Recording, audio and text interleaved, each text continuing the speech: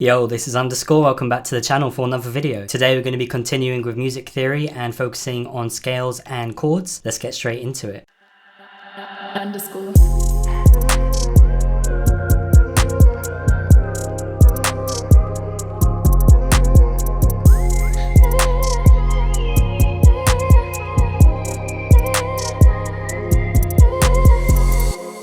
Feel like maybe we should try a different color today. Alexa, turn the light red. Alexa, turn the light blue. So first of all, if you haven't seen part 1 of this series, which I uploaded last week, check it out, link will be above me here somewhere. In that video I'll go over the real basics in terms of the names of notes and some really basic chord stuff. So a couple of disclaimers quickly. I shared the previous video on Reddit and it sparked an interesting discussion because a couple of music theory elitists sort of came out and were mentioning a few things about how you should learn music theory properly from the beginning and get into it thoroughly, and these sort of videos aren't really good. And then you had the other people on the opposite side of the spectrum saying they don't need music theory at all and they're doing just fine. Music theory is just a language so that you can describe and explain things. Like I'd said last time, I did not use music theory for a long time. It was only a few years ago that I started learning music theory, but it did make a difference. It made it a lot easier for me to explain what I was doing and to understand different concepts. So the first thing we're going to jump into now is scales. I'm going to keep the scales relatively simple today and only stick with minor and major, the two main scales. I'm not really going to get into anything more complicated than that, like harmonic minor for example. But I think if you learn just the really basic scales and the way to remember how to know the scales, then it can take you quite far.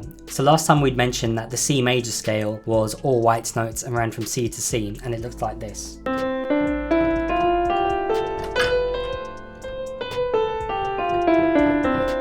Now that scale is all white notes in C major, but if you transpose it, and transpose means move it across to a different note, then it's not going to always be just white notes. So it's easy to remember the C major scale, but how would you go about remembering the scale in, let's say, G major?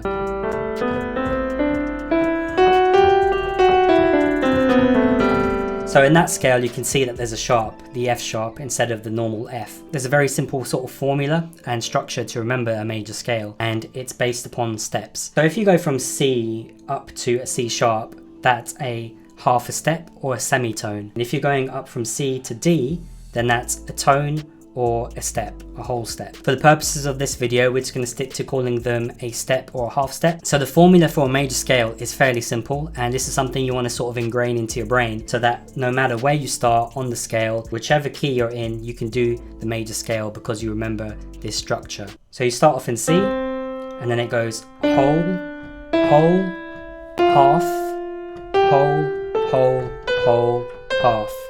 So whole, half, whole, half. So now this applies to any scale in the major scale. So for example, we'll go back to the G major scale again and apply the same formula to know where we're going. So G, whole, half, whole, half. And that's the G major scale. So if you can remember this basic structure, whole, half, whole, half, I'm saying whole way too much in this video, then you'll be able to remember any major scale in any key. So if I said to you, can you play the D major scale? You'll be able to say, yeah, no problem. It goes like so. D, whole, half, whole, half.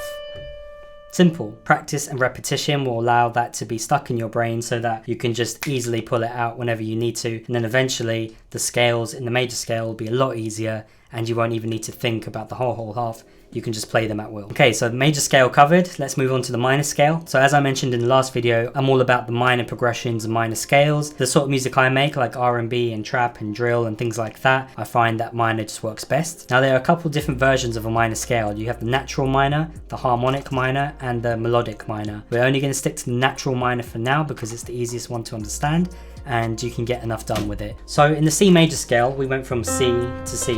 Now there is a connection between the major and the natural minor. If you're starting off in C major, if the key is C major, all we would need to do is go back 3 notes, or 3 half steps. And we're now A minor. And I've mentioned this before, but the A minor scale is also all white notes, and it goes like this.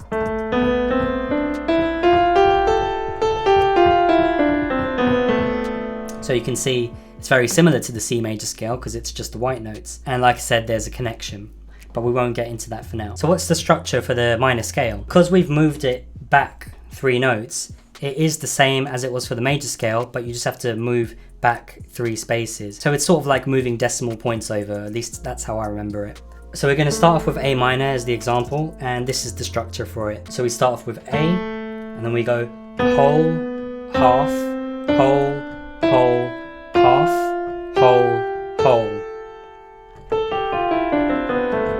So as you can see, it's a little bit more complicated and harder to remember than the major one, which was a fairly simple pattern to remember. And if you struggle with remembering the minor scale like that, it's easy sometimes just to use the A minor scale as a reference, because you can quickly remember the structure just by following the white notes and counting it. So once again,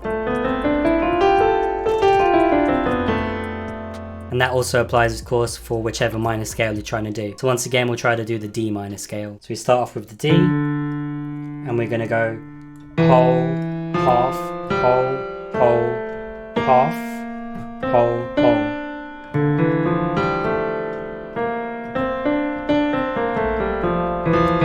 And that's the minor scale. So just remember that the natural minor scale exists naturally in the major scale. Okay, so let's get into chords. So if you remember in the previous video, we mentioned that a triad is 3 notes in a chord, and the major chord is going to have 3 notes in between the first and middle note, and then there's going to be a space of 2 notes in between the middle and last note. And to make it minor, we're just going to move that middle note 1 to the left, and to switch it around so that there's 2 notes in between the first and middle note, and 3 between the middle and last note. So now working in the A minor scale, what happens if we want to play a chord from every note in the A minor scale using only the white notes which are in the A minor scale? Let's see how it would sound.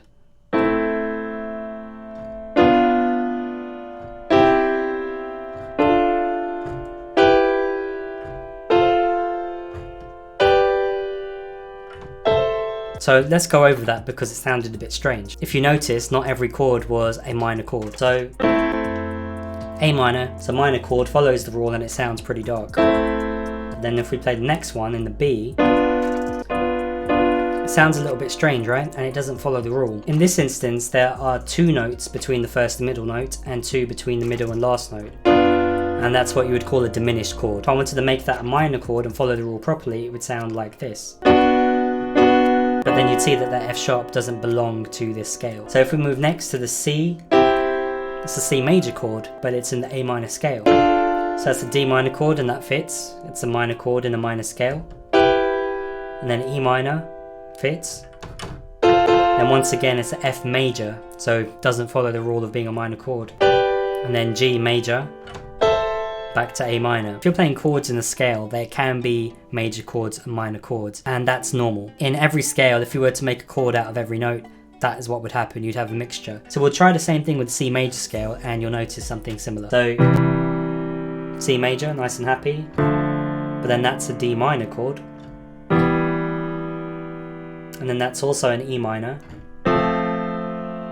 and then finally we're back to a major chord of the G, and then an F major, then an A minor chord, the natural minor, and then finally, you see once again, that's a B diminished because there's only 2 notes in between the first and middle and last notes. So now you may have seen, if chords are being described, or more exactly chord progressions, that these Roman numerals or numbering system is being used. So what does that mean? So you'll hear something like the chord progression is 1, 5, 6, 4 in the key of C major. So what does that mean? So those Roman numerals or numbers are just basically explaining which note of the scale it is and which degree it is. Just remembering the C major scale, the C is going to be the 1, the D is going to be the 2, the E is going to be the 3, and so on. So if somebody says progression is 1, 5, 6, 4, that would mean we've got the C major and then the 5th chord of that scale. So that would be 1, 2, 3, 4, 5. And that's the G major. And then the 6 would be the next one, so the A, but remember this is the A minor. And then finally the 4, so we would go back to, which is the F major. So that progression sounds like this.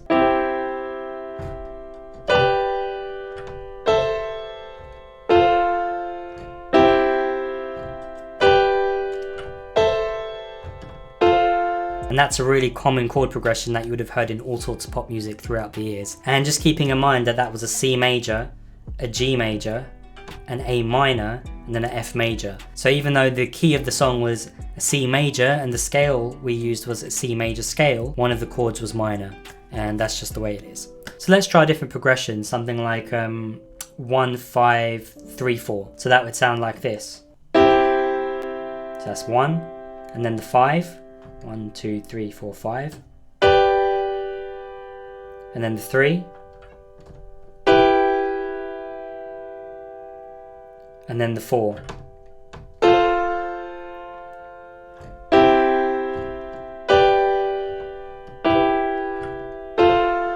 So there are lots of common progressions out there, and you'll start to recognize them if you mess about with different progressions or just try to recreate progressions that you hear on the radio or in your favorite songs. You'll just hear that the same progressions are recycled over and over again, and they make you feel a certain way. And the big thing that I mentioned in the previous video was that chord progressions are what makes the emotion and what drives what you're going to feel as a listener. So let's mess about in A minor and try some different chord progressions.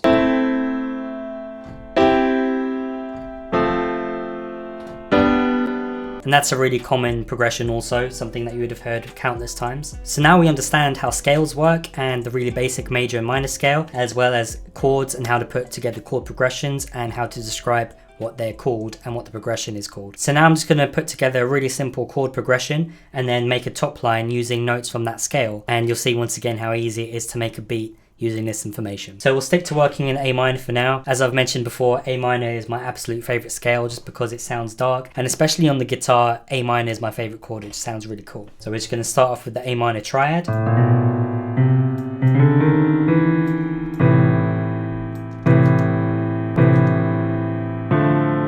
And then we'll do the D minor, and then let's do 5. So we'll just move it up once.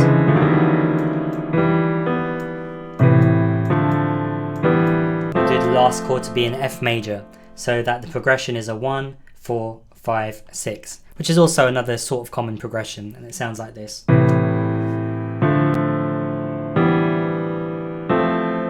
And then we'll copy that over, and then the second time the progression plays, we'll change it so that the final chord goes back down to the A minor and returns home, essentially. So the total progression sounds like this.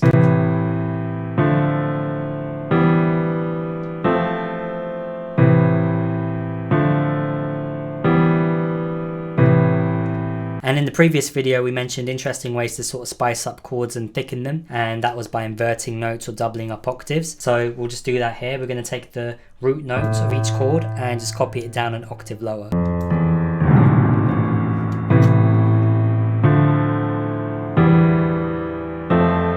Now we've got the chord progression in A minor, I know that I can play this on repeat and just play around, play higher notes in the A minor scale, which is just the white notes, and we could eventually come up with something cool. So let's try that now.